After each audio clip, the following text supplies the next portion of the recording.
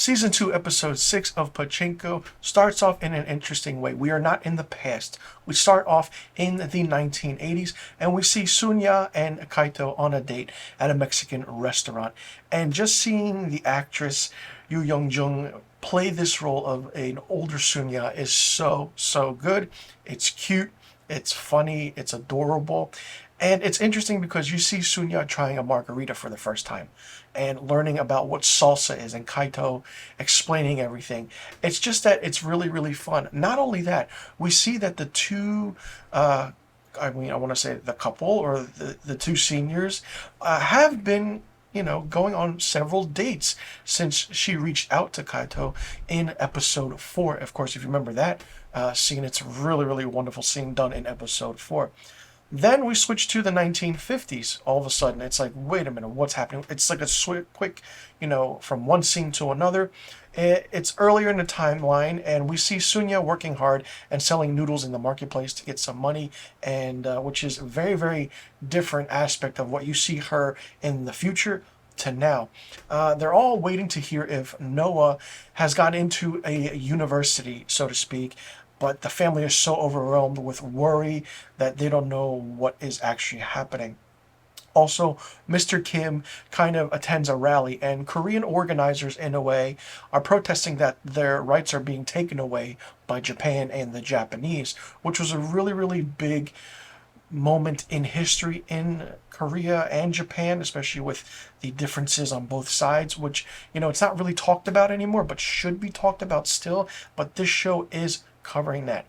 Their schools are being closed down while all Koreans are forced to sign in the public registry, which only furthers their isolation from the Japanese citizens that are living among them.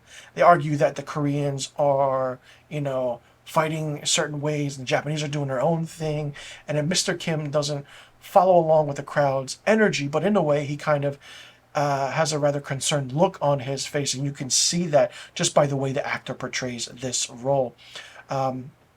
And then later in the episode, we see different aspects of cutscenes, multiple scenes happening where Mr. Kim loses himself while carrying out Hansu's orders, and then Hansu questions one worker who claims to do something but didn't, and then with the family dynamic, and then Hansu knows that Mr. Kim is desperate to leave his employment because he just doesn't like it anymore and doesn't like how he's being treated. Now, we also see how everything is coming into fruition of how Solomon wants to finally get to Abe's son. Now, and it's the start of a new business venture, which we have a golf club on the plot of the land that has been talked about in the future timeline. But he's very quick with and gets turned upside down in a way because he receives a visit from his work associate who tells him that Solomon's proposed business partner has a message for him. And he hands him pictures of Naomi looking super close with another man, which then irritates the character of Solomon. And it's just really interesting how that's done. Now, Solomon ends up tailing Naomi in an interesting few scenes and discovers that she's at dinner with the man in the pictures. They're having fun, they're laughing, but then it's like, what is really going on?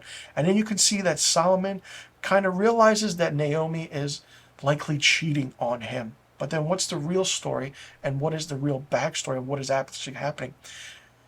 The fun thing is that Naomi sees Solomon there and, but turns away real quick, like, oh, he's here, what do I do? Anna Sawai plays this role perfectly. She's in absolutely everything right now, and it's so well done.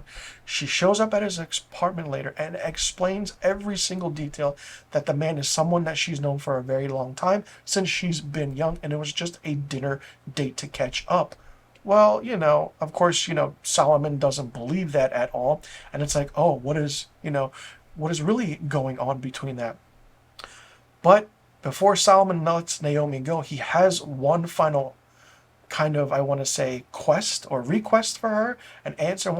He calls her to call Abe's son's loan, telling that Naomi that needs to complete her project and cement his success in a way where he says in a statement that could sum up his whole personality, I want this to happen and go through because I need everyone to be where they are. Now, Naomi kind of knows that something is up, and it's taking the steps slowly. Solomon kind of, in a way, answers back with a force. And not only that, Naomi also pushes back. And it's like, whoa, what is really, really going on? Now, it's further on into the episode. We see an adult Mozazu in a few episodes, but he's not exactly what you want to think he is. He's still drowning in debt from opening his Pachinko parlor, which is the main focus of this series. But instead of focusing, he turns his attention to what his mother is up to and really focuses on that. When Sunya tries telling him about this exciting date she had at the Mexican restaurant, he questions why she's spending time with someone who she's spending time with. It's like, you have the audacity to ask your mother this when she's having a good time, but you're drowning in debt because you opened a Pachinko parlor. That is absolutely stupid and rude. She gets very defensive, and seeing Sunya get defensive at Mozazu is really, really interesting. She's in a way like wanting to explain herself to her son, because later in the scene we see her buying a new wallet for Kaito after noticing that he has one and it's not all well put together. So she buys one out of the affection for him and everything, and it just goes on and on from there. And this back and forth between Mozazu and Sunya is really, really focused on the dynamic of mother and son. And it's like, all right, we see what's going on, and it's like Sunya's current happiness might once again be suffered, or in a way kind of pushed away by a man that, this time is by her own son, which is really, really interesting. Now we go back to the aspect of what is, Solomon receiving a phone call from Tom, who confirms that Naomi is going to be backing down. And it's like, what? Why? What is happening?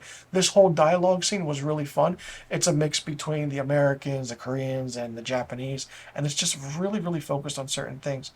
Now, it's finally revealed that Noah is indeed gotten into the university that he wanted to, and the family is very, very excited for his future. And a lot more things happen in this episode, but I'm going to leave it at that, and you just have to watch the rest of this season 2, episode 6. Very well written, very well done. Seeing an older character, Sunya, more is really, really fun, because I absolutely love the way yuh-jung really plays the role of Sunya, an older version of Sunya. Seeing how she is now very happy, very content, dating, but then her son questioning her. No, right, he should not, because the mother's living her own life, the son has his own life, but he's in debt. And then you see the younger version of Sunya trying to make it for her kids, and all the thriving she's done, the comparisons with, and the difference in similarities with how she did all that hard work back in the past timeline, and then now it's the future timeline. She can relax, enjoy herself, but she can't, because her son is just riding down her throat and trying to figure out why is she doing everything when he's in debt, when she should be focusing on him more. And the whole thing is really interesting. The Solomon and Naomi storyline is really good. The love story aspect in this, phenomenal, so well done. And it's like, all right, what is really, really happening, and what is really, really going on? Still a few more questions that need to be answered, but all in all, this was a really, really great episode, especially how the last impactful episode was of Pachinko. If you haven't seen that, check it out. We have only a few episodes left of this season, and it's going to be interesting to see how all this wraps up.